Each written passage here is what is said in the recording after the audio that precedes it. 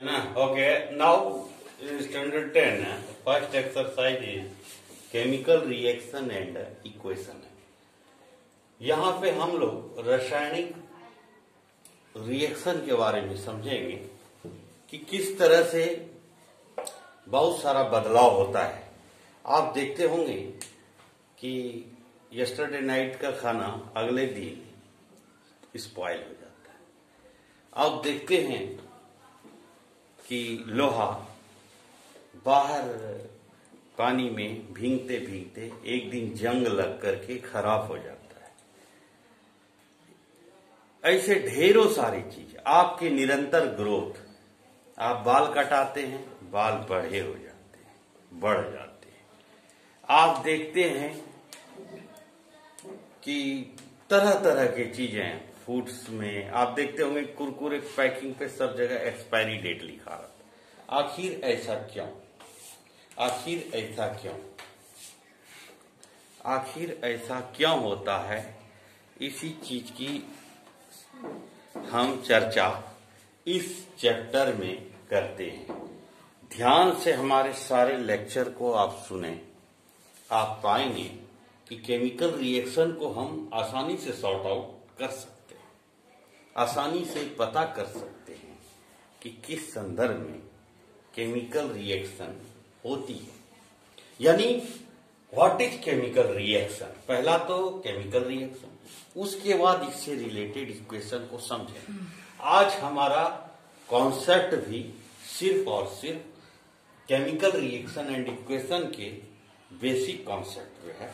कल हम types of reaction या अगले वीडियो में आपको टाइप्स ऑफ रिएक्शन के बारे में बताएंगे, जिसमें हम देखेंगे कि डिफरेंट काइंड्स ऑफ रिएक्शन होता है। यानी किसी में उष्मा निकलती, हीट निकलती, किसी में रिएक्शन के दौरान कोई और एक सब्सटेंसेस बन जाती। जैसे आप देखते होंगे हाइड्रोजन गैस है, ऑक्सीजन भी गैस है। ये दो गैस मिल करके एक वाटर का निर्माण कर देती, पानी बना देती, लिक्विड फॉर्म कर देती। सोडियम नाम की वस्तु को आप चाकू से काट सकते हैं, इतना स्मूथ है। और क्लोरीन एक गैस है।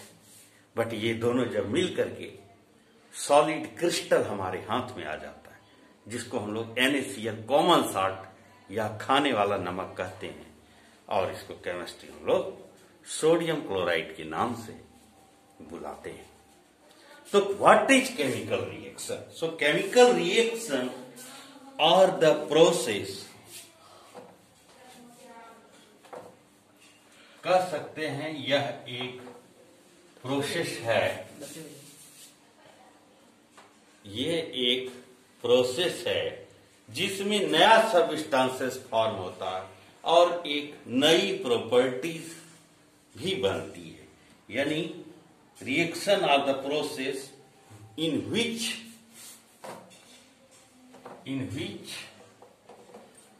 new substances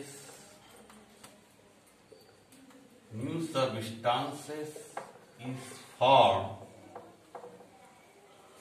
New substances is formed with new properties. With new properties. नए गुण के साथ नया चीज का बनना ही केमिकल रिएक्शन कहलाती है। ठीक है। ड्यूरिंग द केमिकल रिएक्शन क्या होता है? अगर हम एग्जांपल देखें, जैसे अगर हम कहें कार्बन को अगर ऑक्सीजन के साथ हम रिएक्ट कराते हैं, C+O2 को अगर हीट करते हैं, तो आप देखते हैं CO2 प्लस हीट बाहर आती है। आप क्या देखते हैं कि कार्बन एक सॉलिड सब्सटेंस है, ऑक्सीजन के संदर्भ में हम इग्निशन टेम्परेचर तक उसको गर्म करते हैं और कार्बन डाइऑक्साइड गैस बन जाती है और हीट भी इवॉल्व होता है। Different kinds of status activity होती है। और सिंपल स्केलेटन में भी आप देखिए, हाइड्रोजन दो एटम के साथ एक ऑक्सीजन को रिएक्ट करती है, दोनों भी गैस है, ये H2O बना देती है। देखने वाली वस्तु है, ये लिक्विड हो जाती है। यानी कि अगर आप देखते हैं तो ये गैस है, ये भी गैस है, और ये हमारा लिक्विड हो जाते हैं। इंफॉर्मेशन देती है। कार्बन देखते हैं आप, सॉलिड है, ऑक्सीजन गैस है, CO2 गैस बना देती है और हीट बदले में एक एक्सोथर्मिक प्रक्रिया करती है, यानी ऊष्मा का वाह संरक्षण। तो नया ही देख रहे हैं, दो अलग अलग प्रॉपर्टीज मिलकर के एक नया नया प्रॉपर्टीज वाले चीज का निर्माण करती है। एनसीईआरटी की बुक का जो एग्जाम्पल है, उन्होंने खास तौर से एक बहुत ही कॉमन चीज को दिखाया है कि अगर हम मैग्नीशियम रिबन को बर्न करते हैं तो वो मैग्नीशियम ऑक्साइड बनाती है। मैग्नीशियम रिबन को बर्न करने के बाद आप देखेंगे कि मैग्नीशियम ऑक्साइड बनाती है। ठीक है, आप इसको इस तरह से लिख सकते हैं। देखिए ये कैसे प्रॉपर्टीज की होती है। मैग्नीशियम है प्लस ऑक्सीजन क्या बना देती है? Magnesium oxide. मैग्नीशियम ऑक्साइड का निर्माण करती है। अब आप ऐसे संदर्भ में आप समझेंगे कि मैग्नीशियम ऑक्साइड एक रिबन के रूप में है। हाँ, अब ये देखिए, इसको जब हम बर्न किए, जलाए, मैग्नीशियम ऑक्साइड बनाती है ना, ये बेसिक नेचर का आता है। इसको अगर आप पानी में घोल देंगे तो ये बेसिक नेचर का बना देते। बेसिक मतलब क्षारीय। ठीक है, हिंदी में कहते हैं इसको क्षारीय। ठीक है, क्षारीय। ओके, क्षार। एसिड का मतलब अम्ल, बेस का मतलब क्षार। क्षारीय। ठीक है, ये क्षारीय है। ठीक है, क्षारीय नेचर। इसी में पानी मिला करके मैग्नीशियम हाइड्रोक्साइड बना देते हैं ये एमजीओ में। आज जब कभी एसिडिक, हम इसके प्रॉपर्टीज की भी चर्चा करेंगे, लेकिन आपके एनसीईआरटी बुक में आपने जो एग्जाम्पल है उसको थोड़ा सा ज्यादा ध्यान से पढ़ना है, क्योंकि वो उसी को टैली करता है। ये एग्जाम्पल से ज्यादा इसके एग्जाम्पल जो भी है। मैग्नीशियम एक रिबन है। आप इसको दिवाली में भी यूज करते हैं, छुरछुरिया जैसा। आप जब देखते होंगे जलाने के बाद हाथ में जो है उजला जैसा एक पाउडर बच जाता है। इसको आप छू के देखिए, रगड़ के, भस्म है, भस्म कहते हैं, क्षारीय भस्म। ठीक है, इसको खाने के बाद पेट का डाइजेशन सब थोड़ा दुरुस्त होता है, लेकिन आपको उसको नहीं खाना क्योंकि उसमें पॉइजनस सब्सटेंसेस भी मिले होते हैं। लेकिन जो मैग्नीशियम हाइड्रोक्साइड या मिल्क ऑफ मैग्नीशिया जब तैयार की जाती है, कि जब कभी इंसान को एसिडिटी का ट्रबल हो तो उसको रिपेयर करने के लिए खास तरीके से उसी का इस्तेमाल करते हैं। तो इस तरह से आप देखें, खाना का पकना भी बदलाव है। भोजन हम खाते हैं, पच जाता है, ये भी एक तरह का चेंजेस है। ये हर तरह के चेंजेस को हम पढ़ेंगे, लेकिन इतने सारी चीज होने के बाद हम ये पता क्या करेंगे कि आखिर केमिकल रिएक्शन के दौरान क्या क्या घटनाएं घटती है, इसका आपको जानकारी बहुत जरूरी है। क्योंकि ये केमिस्ट्री, एक्चुअली साइंस के केमिस्ट्री जो आपको क्लास 10 है, ये बेसिक कॉन्सेप्ट है। अगर आप इसको अच्छी तरह से नहीं समझेंगे तो आप अपना कंसंट्रेशन सब्जेक्ट के ऊपर नहीं बना पाएंगे। ठीक है, इसीलिए हम अभी जो चर्चा करेंगे, कैरेक्टरिस्टिक्स ऑफ केमिकल रिएक्शन।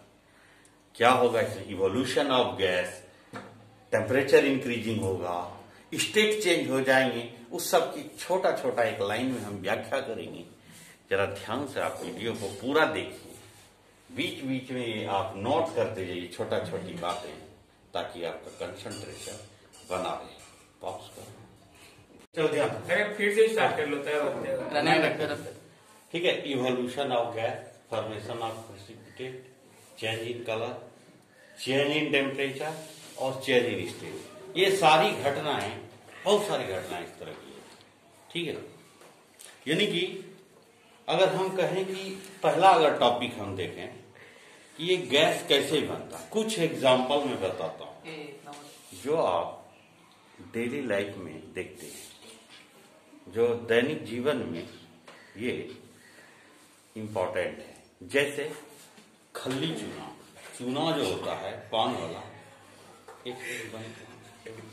तो सॉलिड सब्सटेंस अगर है, ठीक है, तो उसको खाली एफ से डिनोट करें। ये अगर कहीं लिखा रहेगा तो ये समझ लेना ये सॉलिड है, ठीक है। क्योंकि एक्वेसिस रहेगा, गीला गाढ़ा पदार्थ, एक्वे, ठीक है, इसको कहते हैं एक्वेसिस, ठीक है। ये अलग अलग तरह के पदार्थों के एक्वेसिस मतलब दोनों मिला हुआ, लिक्विड भी है और सॉलिड का जैसा घोल बना हुआ है। पहला राउंड में जाता है, कुछ प्रेसिपिटेट कहते हैं अवशेष को, अवक्षेप, हिंदी में कहते हैं इसको अवक्षेप, मतलब रिएक्शन के बाद जो पदार्थ नीचे शेष रह जाता है ये अवक्षेप कहलाती है। गैस हो गया, कलर भी बदलता है, डिफरेंट डिफरेंट कलर हो जाता है। अगर गैस, बहुत सारे ऐसे हम देखे हैं कॉपर सल्फेट के भी रिएक्शन में, हम कुछ रिएक्शन को यहाँ करवाएंगे भी आपको प्रैक्टिकली, जो भी रिएक्शन होगा उसको हम कराएंगे, उसमें से देखेंगे। जनरली गैस लिक्विड को कुछ भी इन्वॉल्व नहीं है, ये एल से डाल करके LiQUID लिखते हैं। बेसिकली ये गैस और ये प्रेसिपिटेट, बाकी के तीनों का सिंबल लिख देते हैं, ठीक है। तो वो हम जिक्र पूरा केमिकल रिएक्शन के दौरान भी करेंगे, ठीक है। आप देखेंगे, मैं इसको गैस अगर एक छोटा सा एग्जांपल से समझें तो बेसिक क्या होता है, केमिस्ट्री में बहुत पहले से भी पढ़ाया जाते रहता है, तो स्टूडेंट नोज वेरी वेल कि what kinds of reactions is being done during the chemical reaction, पता चल जाता है। बेसिकली बहुत कुछ बदलते हैं, बदलाव होते रहते हैं। अब बुक के अगर एग्जाम्पल को अगर हम उठाएं तो हम देखते हैं कि dilute sulphuric acid acts with a zinc to evolve hydrogen gas, ये रिएक्शन में भी देखा गया है। फिर भी अगर हम थोड़ा सा एडवांस होकर के भी अगर आपको बताएं, या आप गांव का अगर देखें, गांव घर में तो जो चूना होता है व्हाइट रंग का ढेला में मौजूद होता है, सॉलिड रहता है। जैसे ही उसमें आप पानी डालेंगे, पहले लॉट ऑफ मात्रा में स्टीम बाहर आता है, धुआं, वो धुआं कुछ CO2 गैस बन के बाहर आ जाता है। कुछ अगर एग्जाम्पल जो हम लोग लैब में कराते हैं 10 क्लास के, वो है जिंक ग्रेनुअल को, Zn को अगर हम सल्फ्यूरिक एसिड के साथ रिएक्ट कराते हैं H2SO4 के साथ, तो हम क्या पाते हैं कि zinc sulphate plus hydrogen gas बाहर आता है। ये जो H2 दिखता है हमको, ये गैसेस, ये तो सॉलिड बच जाता है, ये गैस। तो यहां देखते हैं during the chemical reaction gases is form. So suppose anything, we are not going the maximum explanations of this, but you must understand that some gases will be formed during the chemical reaction. Precipitate कुछ बच जाता है, अवक्षेप नीचे जम जाएगा, वो अब कुछ नहीं होगा, मतलब वेस्टेज हो गया। उसके अगर एग्जाम्पल में आप देखें तो आप कह सकते हैं जैसे कि precipitation is the formation of an insoluble product when colourless solution of lead nitrate and potassium iodide are mix, then yellow precipitate of lead iodide form, बच जाता है लीड आयोडाइड। तो ये सब प्रैक्टिकली हम लोग जब यूज करेंगे, जैसे जैसे पढ़ते चले जाएंगे आगे, आपको इस लेसन का पूरी समझदारी होती है। चेंज इन कलर, कलर भी बदलते हैं, रंग बदल जाते हैं। रंग तो आप लोग ढेर सारे एक दो तरह के दो कलर मिला देते होंगे तो एक और तीसरा रंग आपके पास तैयार हो जाता है। जनरली पोटेशियम डाइक्रोमेट सॉल्यूशन का रंग, कलर ऑरेंज होता है। ये सब भी कि मैं एक आपको नोट्स में मौजूद मिलेगा। पोटेशियम डाइक्रोमेट सॉल्यूशन ऑरेंज होता है, लेकिन जब इसमें सल्फर डाइऑक्साइड मिलाया जाता है तो देखिए रंग कैसा हो जाता है। ये देखिए, ये पोटेशियम, ये कलर है, ये थोड़ा रेड कलर का है, देख रहे हैं आप, और ये ब्लैक कलर का हो जाता है, यानी कि ये पोटेशियम क्रोमेट का रंग है। और जब इसके सॉल्यूशन में अगर हम सल्फर डाइऑक्साइड मिला देते हैं तो रंग कैसा हो जा रहा है? ब्लैक। यानी कि रंग भी होते हैं, बदल जाते हैं केमिकल रिएक्शन के दौरान। तापमान तो मत पूछिए, टेम्परेचर तो बढ़ना तय है। क्विक लाइट, अभी जो चूना का बात किया मैं, जो गैस तो निकलता ही है, साथ साथ वो काफी हॉट हो जाता है, गर्म हो जाता है। ठीक है। Quick lime reacts with water to form select the line, releasing a lot of heat. The beaker become hot, its temperature rises. पानी मिलाने के साथ चूना में जो धुआं जो उठा, क्यों उठा? गर्म हो गया वो नीचे पूरा। तो ये सारे एग्जांपल्स ऐसे हैं जो आपको पता होना चाहिए। और change in state, candle, the combustion reaction of candle wax is characterised by change in state. क्या होता है, जब आप मोमबत्ती को जलाते हैं तो आप देखते हैं कि जलने के बाद स्टेट बदल जाता है, गैस CO2 फॉर्म करता है और वो लिक्विड के रूप में ठप ठप नीचे जाकर के जमा होने लगता है। पूरी तरह से स्टेट बदल गई। था कैसा, सुथरी सॉलिड, और ये बिल्कुल बदल करके अलग अलग हो गई। अगला कॉन्सेप्ट में हम केमिकल इक्वेशन, इसका अलग से वीडियो बना हुआ है, उसको मैं इसमें ऐड कर दूं।